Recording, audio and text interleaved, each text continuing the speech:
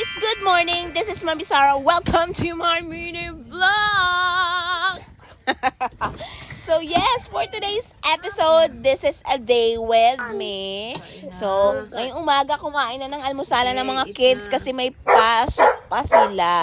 So, si Ate Sky gusto niya champurado, si JK gusto niya pansit. So, eto ang kaganapan, si Daddy bumangon na din yan, nagkape na rin siya, at papasok na din siya sa kanyang trabaho. And si Sky naman, nakaligo na siya, at nagbibihis na lamang siya ng kanyang damit. And ako naman ay sinimulan na siyang ipitan pagkatapos niyang magbihis ng kanyang uniform. And nagsusuot na din siya dyan guys ng sapatos niya. So, after nang ipitan, aalis na si Ate Sky. So, kailangan na nating ibigay ang kanyang baon, of course. So, hindi ko pa siya binibigyan ng baon na pera pag umaga. Kaya binibigyan ko siya ng biskwit tsaka ng inumin. So, may dalawa siyang biskwit na baon tsaka inumin.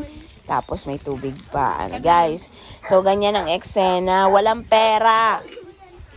Pera na yan. Kung ano-ano lang kasi guys ang binibili niya pag may pera siya. Candy ng candy. So, wag na natin bigyan ng pera. So, yan na. Nagpapaalaman na.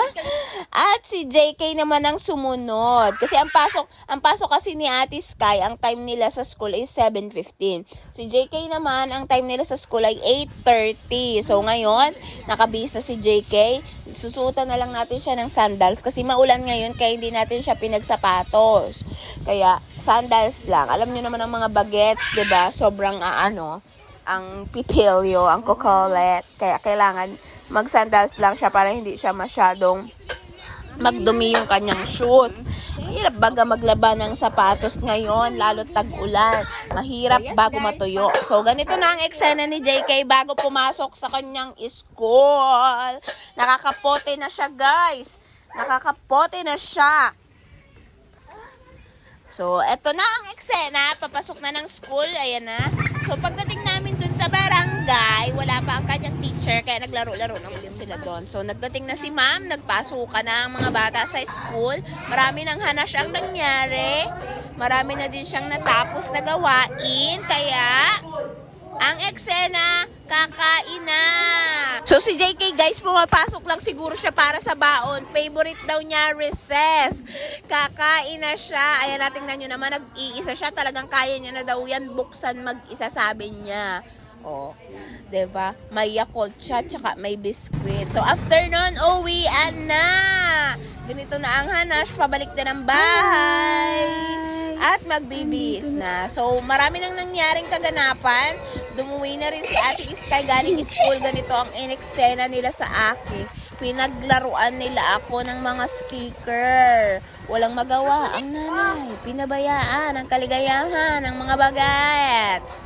Kaya punong-puno tayo ng sticker sa PES Lalo.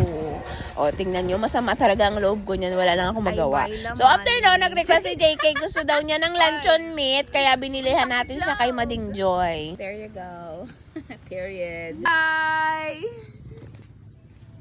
Bye, guys. So, may mga ganito tayo sa Festlock dati. Kasi yung mga artist sa bahay, nilagyan ako sa Fest.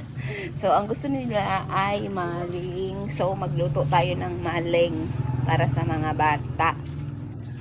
So, sa madalit sabi, nakakain na sila at nagkatulog si JK nang hindi ako katabi. Very good. At nandito din si Ate Ninay kasi walang pasok sila ng hapon. So, gabi na to, dumating na si Daddy. Kumain na kami ng gabihan.